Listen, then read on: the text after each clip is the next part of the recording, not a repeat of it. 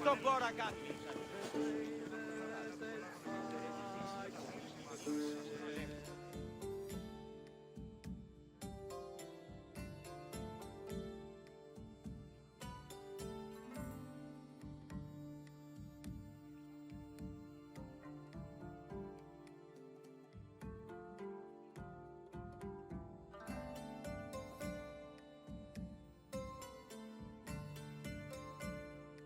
Welcome, wanderer, to one of the most prestigious places in Greece, the theater.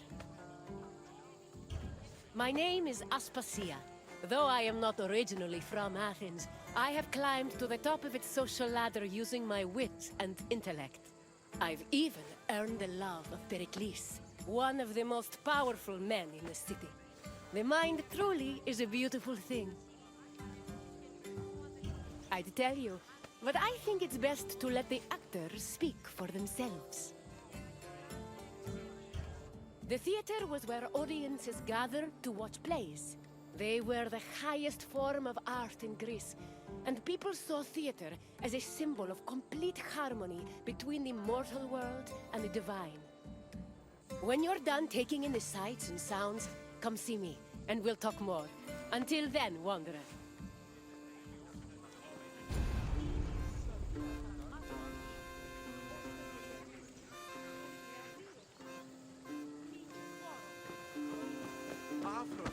Ο αιμός παπυρόπουλος, η αδελφή, αλλά όμως... Μόνον όταν το επιχείρημα δομείται...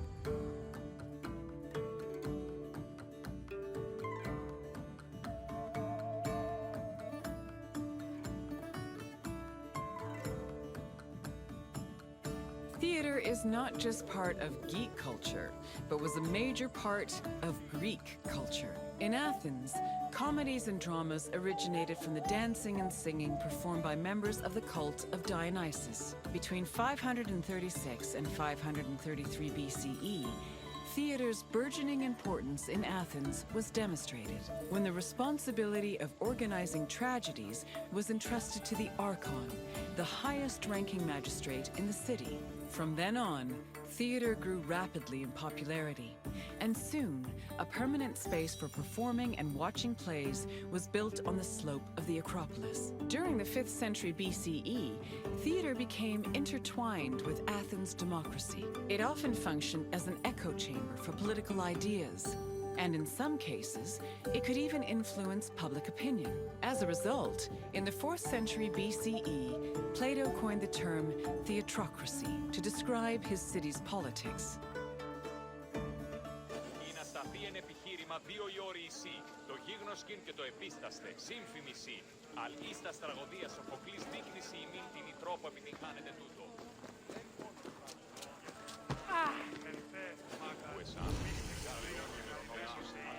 Καλώς.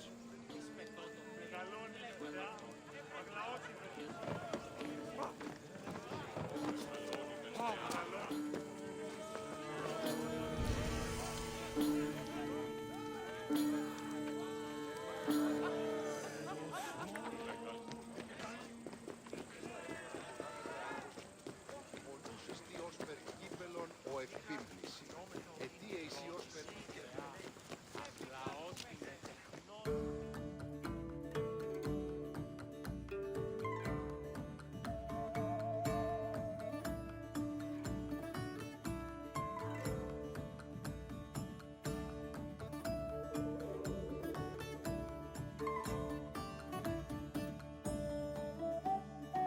Theatrical competitions were held in the sanctuary of Dionysus Eleutherius, god of wine and patron of drama.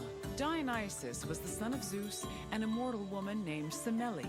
Stories say that Zeus, who had fallen in love with Semele, appeared to her holding a lightning bolt in his hand. Semele was tragically struck dead by the lightning, but Zeus managed to save her unborn child, keeping the embryo in his thigh until it fully gestated. This is why the name Dionysus is sometimes thought to mean born twice. In Athens, theater was a part of the cult of Dionysus, and stage productions in the god's honor were held during festivals like the Linnaea and the Great Dionysia.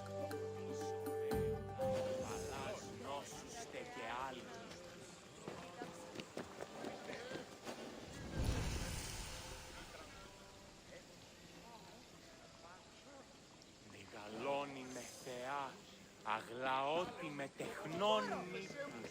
Πολύ Όταν το επιχείρημα το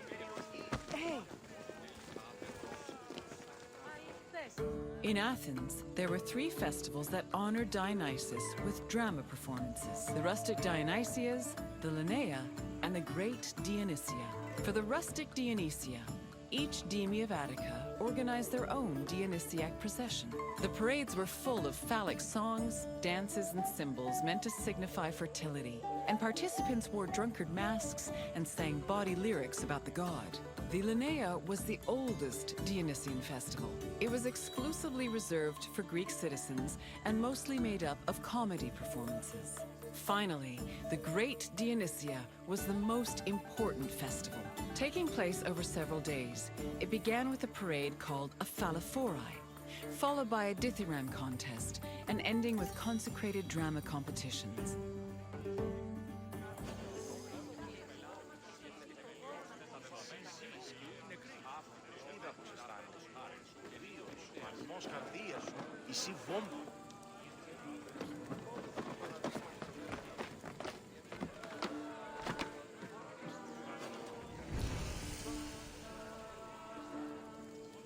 Καλώς.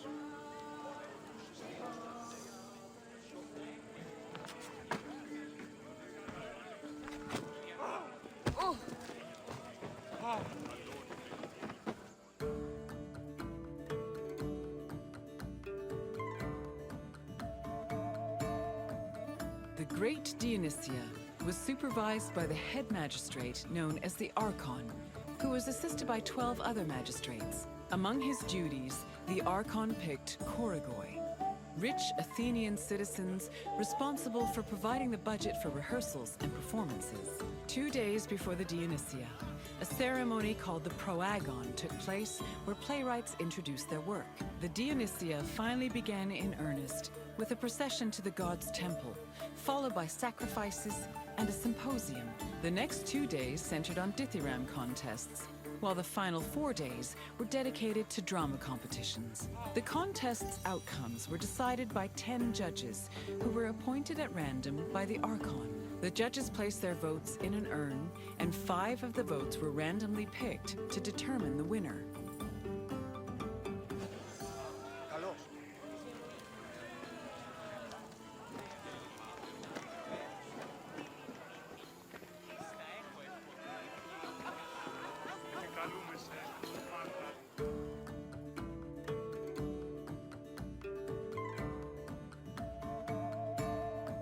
All Athenian stage actors were male, regardless of whether they were playing men or women. Tragedies originally featured only one actor performing alongside a chorus, eventually reaching a maximum of 4. Adding more roles opened up the opportunity for dramatic dialogue. During performances, they prepared themselves in the skene, a building that served as a backstage area, before emerging onto the proskenion, or stage. The skene could be painted to represent backdrops like palaces, temples, and tombs. Its roof was reserved for appearances by the gods. These gods could be moved around with a crane called a mechane, which produced spectacular visual effects. On stage, actors wore masks and elaborate costumes. For tragedies, they were adorned with magnificent clothes, while for comedies, actors playing male characters wore hugely exaggerated phalluses, probably to maximize the laughs.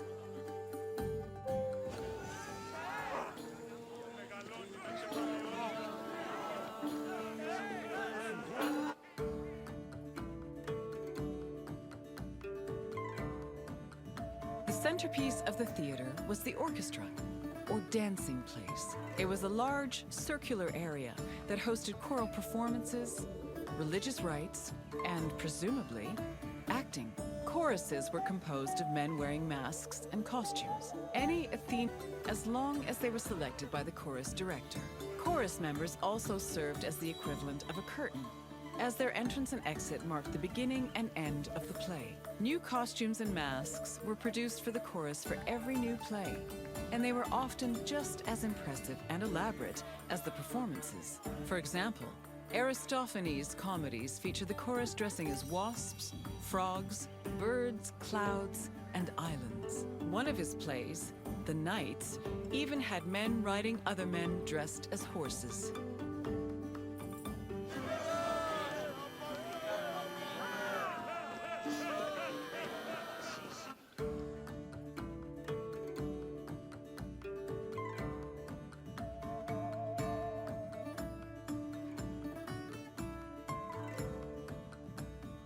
Athens' Teatron, or performance space, could seat up to 17,000 people, nearly a tenth of the population of Attica.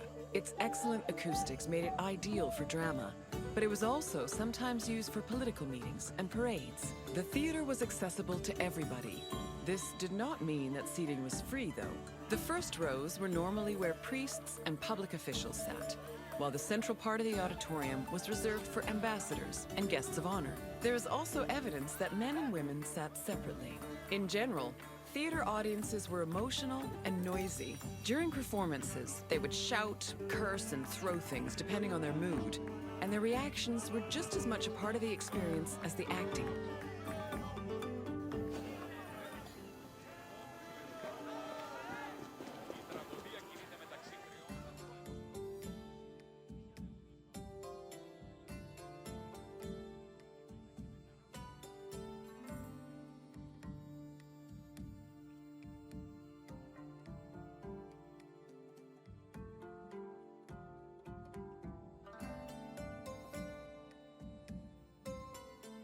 Hello again, Wanderer.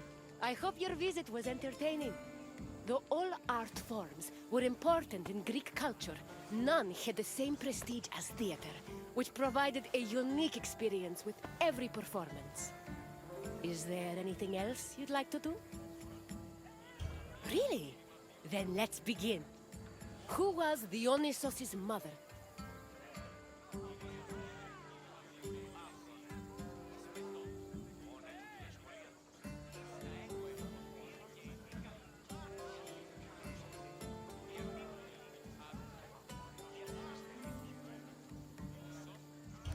Correct! Unfortunately, Semele died before her son was born, but Zeus saved the unborn baby and raised him as a god. Next, another question. Which competitions took place on the second and third days of the Great Dionysia?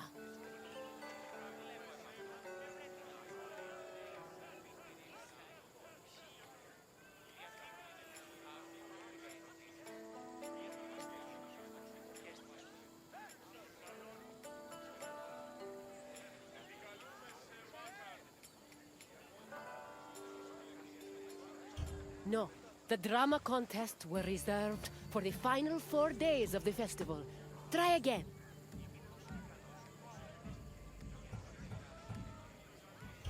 Yes, the Thyrambvi were hymns dedicated to Dionysos, and the Thyrambos contests were held on the second and third days of the festival. And finally, the last question. Which of the following is the oldest festival dedicated to Dionysos?